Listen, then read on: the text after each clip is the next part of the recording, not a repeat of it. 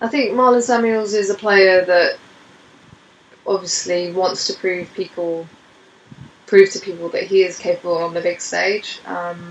Quite often he's probably overshadowed by the likes of Chris Gale, Dwayne Bravo, and those sorts of players. So I think when he gets the opportunity, he likes to take it and prove to people why he should be in the team. And on a couple of occasions now, when the West Indies have struggled, he's been the one that's come out and performed. And for whatever reasons, everyone's kind of wired differently, aren't they? Everyone has a different kind of reason to want to perform and is driven by different things. Ultimately, that's how you get the best out of your players. And he obviously has a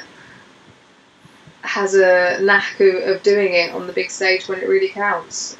So fair play to him.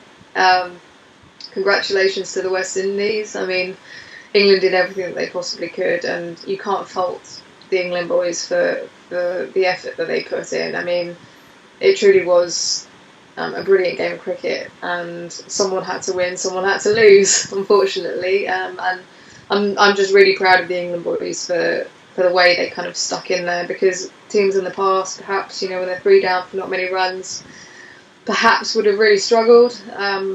But England kept fighting back. I know they lost a few wickets and a bit of momentum at the end, but then David Willey came back in and gave England a bit more momentum once again. And I just think every time they were pushed back, they absorbed that pressure and came back twice as hard at the West Indies. Same in the second innings. And, what a stroke of genius to bowl Joe Root in that power play.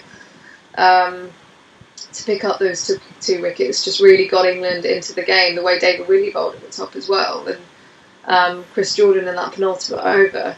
I mean, there's so many amazing things that they did in that game. The fielders on the boundary, Moeen Ali and Alex Hales, in the outfield, stopping the boundaries and diving all over the place. Just everyone was in it, and it was great to see.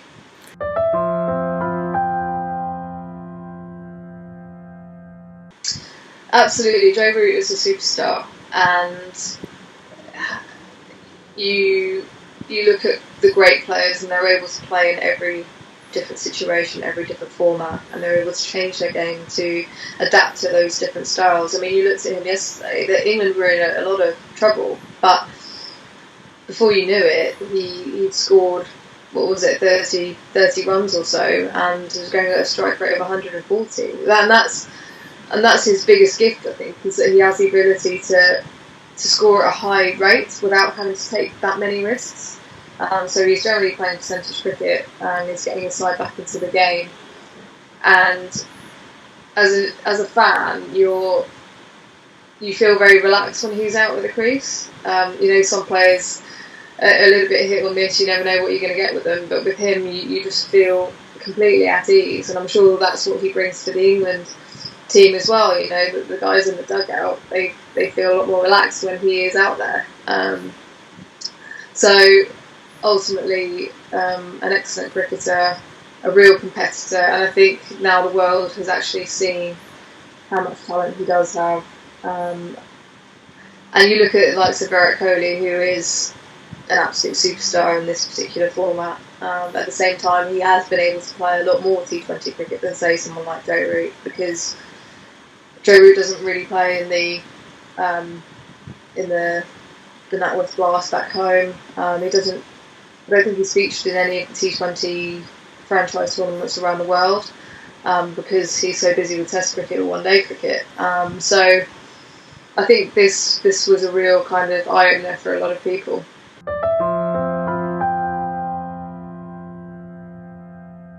Naturally, Ben Stokes is going to be devastated. But at the same time, he is just such an important part of that team and can often be relied upon to, make something happen in the game. We saw those 2 catches that he took in the outfield. Was it 2 catches or 1? No, it's 2. And he's just always in the game, whether it's with bat, ball or in the field. And the one time that he hasn't been able to necessarily win the game for his side, I don't think he can be too upset about it because he has been able to get them into that position in the first place. In those sorts of situations, you've just got to credit the batsman, because he wasn't far off his mark in Stokes on a couple of those occasions. It was just Brathwaite was just too powerful, and it was just too strong of a player to be able to stop in that instance.